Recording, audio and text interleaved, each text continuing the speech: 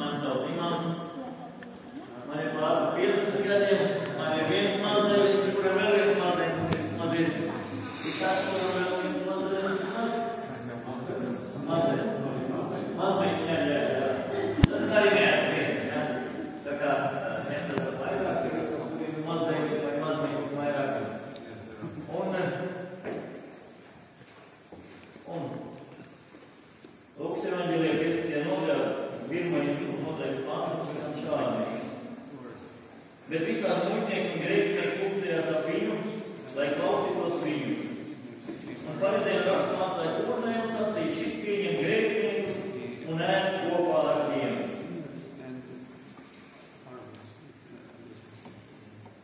Un tālāk viņš šiem farizējiem stāsta līdzības. Pirmā līdzība ir, kurš no jūsu vidus, ka mēs 100 avis un vienu no tām pazaudējis, ja viņš nesās tās 99 un iesmeklē to vienu. Tad nāk šā līdzība. Un viņš sacīja, viens patrām kādam cilvēkam bija 2 dēli. Es domāju, jūs ziniet šo līdzību.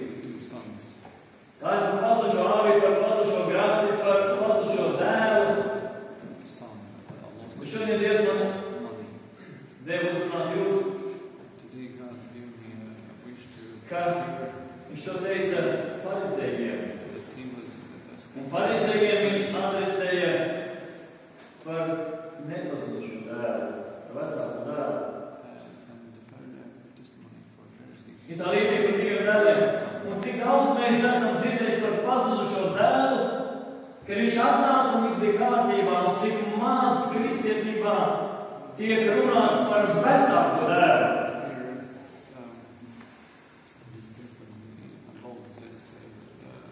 Kāda konstitūcija lepojas ar to, ka viņiem ir bijusi vecāka, un viņi visu laiku veci pauģi paldies un kalpojas, un jūs te kaut kādu uzrunāties, kaut kādu baptisti kaut kādu. Mēs esam 1000 gadus, lai jūs kādu uzrunāties. Kāda cits konstitūcijas var teikt, un kāda citi cilvēki var teikt, ne tikai konstitūcijas. Ka es no bērnības kalpoju Dievam, un te kaut kāds dzērājs atnāca uz baznīcu, un viņam nav tiesības ar Jēzus sevi.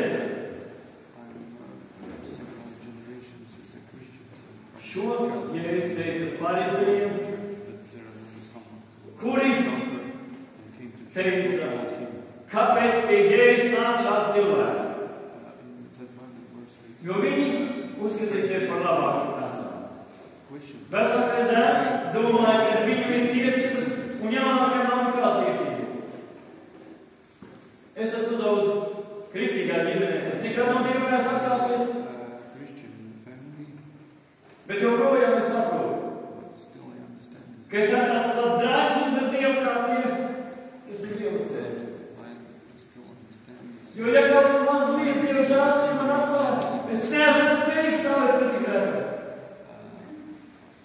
Un lai nedod Dievs, ka es kādu dienu domāšu, ka es esmu labāks nekā muļķnieku un grēcinieku, kuri gāja pie Dievs.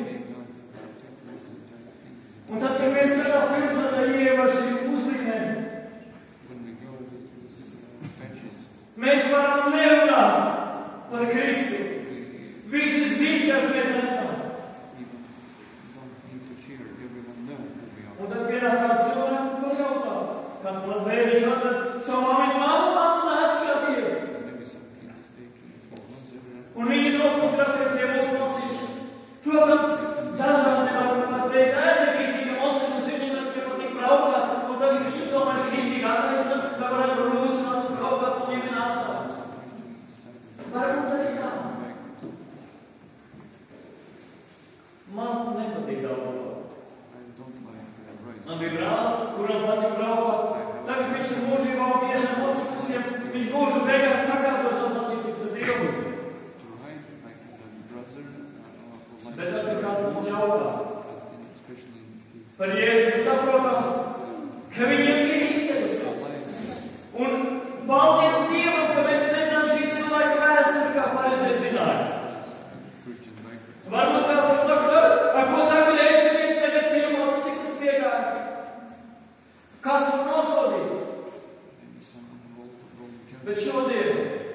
šai draudzē jums ir šis vārds, ka muļķnieki un grēcinieki pierās pie Jēzus un farizēji to aizrādījies. Un Jēzus nāca līdzīgi par padušu darbu un tika mācīt par to, ka dažkārt vēlns ieliek mūsu sirdī, ka mēs esam labāki. Atcerieties, divi cilvēki aizdies Dievam Dievu. Ko viens stāstīja? Cik es esmu labs.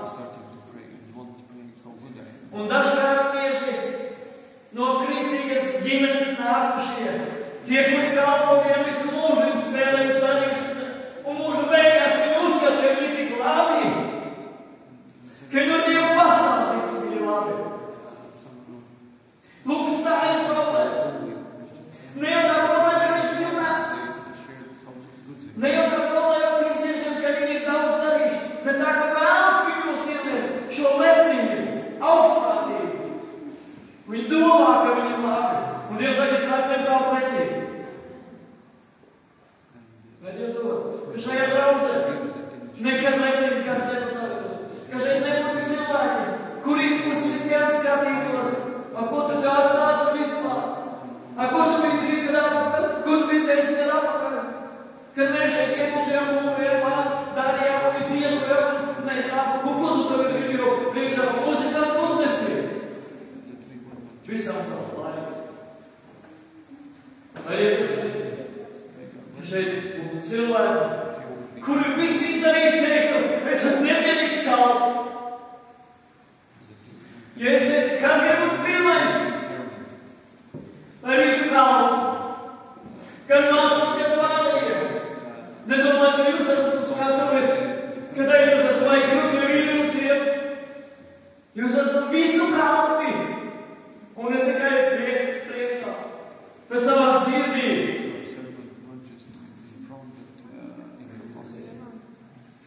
Amen.